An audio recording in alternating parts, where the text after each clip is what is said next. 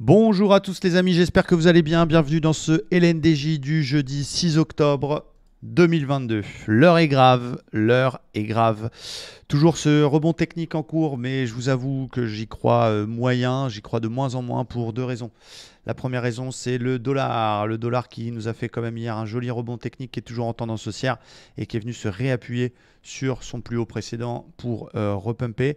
Et les taux à 10 ans, court terme US, qui même si ils corrigent sur la dernière bougie, sont sortis d'un biseau ascendant. Donc j'ai du mal un petit peu à croire à ce rebond, même si il ne faut pas avoir de biais, il faut essayer de trader ce qu'on voit. Pour l'instant, si on regarde du côté du DAX, on bute sur l'ancien plus bas qui a été cassé. On est venu se réappuyer dessus. En 4 heures, on a quand même, dans quelques minutes, une très grosse divergence validée, donc ce qu'on appelle une divergence FRTM, figure de reprise dans la tendance majeure restant baissière. On reprend le chemin de la tendance de fond. Donc attention, cette divergence, elle doit être prise en considération. Pour les plus prudents, même si ce matin, il y avait un beau signal, il y avait une petite cassure de paire avec pullback, comme je vous l'ai appris, qui donne déjà un ratio de 2. Ça, c'était pour les plus forts, les plus joueurs, les plus costauds.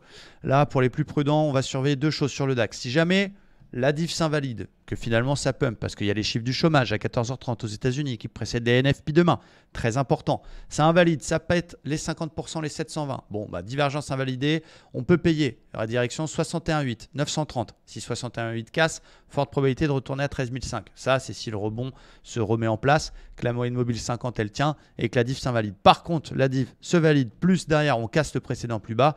Faut vendre jusqu'au moins la zone des 12 300 qui est l'ancien top et pourquoi pas un retour sur les plus bas. Donc voilà mon plan sur le DAX. Cassure des plus hauts, divergence invalidée, il faut payer. Cassure du plus bas, divergence validée, il faut shorter pour aller chercher 12 300, puis pourquoi pas des plus bas. Du coup, sur le dos, c'est exactement la même chose. Regardez le dos, il a fait son rebond, il s'est arrêté sur la moyenne mobile 20.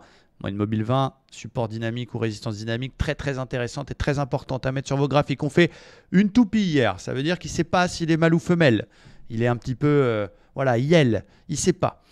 Donc, bougie, on se calme un peu d'indécision. La moyenne mobile 20 ne passe toujours pas et là aussi, divergence baissière en 4 heures qui pourrait être validée dans 46 minutes. Ça sent pas bon, c'est en plus dans une zone de polarité qui a été support plusieurs fois qui devient résistance. Donc aïe, dommage. Donc je vais surveiller cette divergence. On va laisser faire les chiffres du chômage, des inscriptions hebdomadaires parce que ça peut tout changer. Il peut finalement invalider la div et casser les plus hauts. Donc c'est mon plan, il est pratiquement identique que celui sur le DAX. On invalide la div, on casse les plus hauts, et on pourra payer la cassure des 480 pour aller chercher 50%, 700, 720 et puis pourquoi pas plus si affinité. La diff se valide, les plus costauds tenteront une vente sur un OPR cassé par le bas ou sur la cassure des 61 du dernier rebond, donc en cassure par le bas des 150. Et les plus prudents attendront qu'on pète les 950 pour shorter direction peut-être la moitié de la hausse et plus si affinité. Donc voilà mon plan du côté du Dow Jones. J'espère que c'est clair. J'aime pas être biaisé, mais je vous avoue que j'ai quand même un biais plutôt baissier avec ces divergences. On continuera quand même à trader ce qu'on voit. Et merci à tous pour ce LNDJ. Je vous donne rendez-vous demain.